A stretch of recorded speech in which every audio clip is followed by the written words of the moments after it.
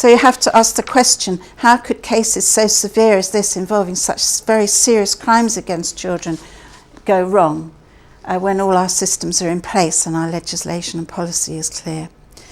These children were not heard as children. They were not defined as children in need of protection. They were blamed for the abuse they were suffering as if they were bringing it upon themselves.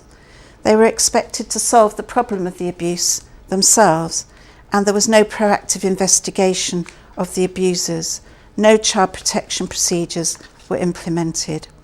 So these courses try to teach people to think beyond the obvious and be prepared to ask that question: could these children be suffering actual or likely significant harm? Might they be in immediate danger? It's not enough for an adult to be caring in relation to children. It doesn't make them a protective adult. The social workers and the other professionals working with Victoria Climbié, Thalia Ishmael and Becky were all very committed and caring professionals, working all hours of day and night trying to get things right for those children. But they didn't understand the subject, and they hadn't had the training that they needed to teach them about the subject. Protecting children takes more than common sense and goodwill. It's a complex task which adults need to be taught how to do. And we always hear the if-onlys, don't we? If the child had only been heard, if the adults concerned about the child had been heard, if the signs had been recognised, if somebody had only called social services or the police, if only that fax had been followed up, if only the workers had had proper supervision and safe working conditions, not had massive caseloads, if only a suspicion had been checked out, if only somebody had blown the whistle, if only budgets hadn't been cut and services not restructured, causing chaos in a particular department. But the one thing that comes up again and again, every single inquiry report, is if only the staff had been properly trained. Training is incredibly important. Reader and Duncan, who've written profusely about numbers of child abuse inquiries, have said that recommendations over 30 years of fatal child abuse inquiries do not seem to have transformed the performance of the child protection systems. We propose no further inquiries are commissioned before all training and resource deficiencies identified in the last 30 years have been remedied. Remember that training doesn't just protect children, it also protects staff, and it equips them properly for the task of protecting children. We've listened very much in these courses to the voices of adult survivors. We've learnt the most that we've learnt from adults who experienced abuse as children, people such as Fred Fever and Phil Frampton, who've written about their experiences, and we incorporate their views and their findings into the training.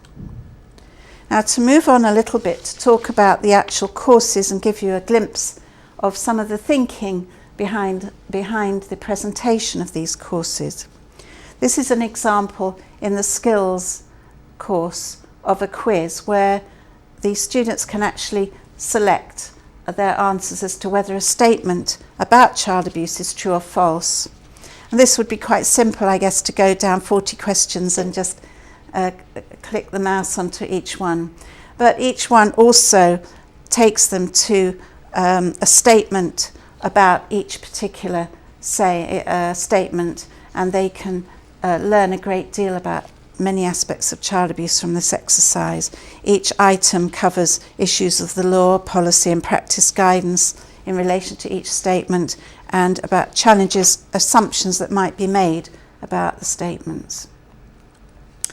This is another example of a different kind of activity because we've varied the activities very much, very similar to those used in face-to-face training. This presents a story written by a young person who was abused as a child, who writes about her school years, and she describes all the indicators and signs that she thinks a teacher should have picked up, that should have rung bells for the teacher to say this child may well be suffering abuse. So the student can go through the story, and then they can check against a checklist as to how many indicators and signs that they've identified, and then see which ones that they have missed. So it's a lesson in early recognition. Another exercise teases out how we actually make decisions about what is actual or likely significant harm, what behaviours are acceptable or unacceptable, and all these resources are all based on practice experience. Something very a father makes comments about his teenage daughter, telling her she looks sexy. A 17-year-old brother and his friends go into a sister's bedroom. A 9-year-old boy dresses in teenage sister's clothes. Parents allow their young children to have TV in their bedrooms with access to numerous channels and so on. Many, many statements, and each one as they think for themselves, and then they check with my analysis of all the possibilities that such a statement might involve. It might well be a signpost that something is happening in the child's environment which is abusive and harmful, but it could equally, many of these could have also quite innocent explanations. So this exercise is to encourage them to look at different cultural practices, different boundaries within families, and to test their own perceptions.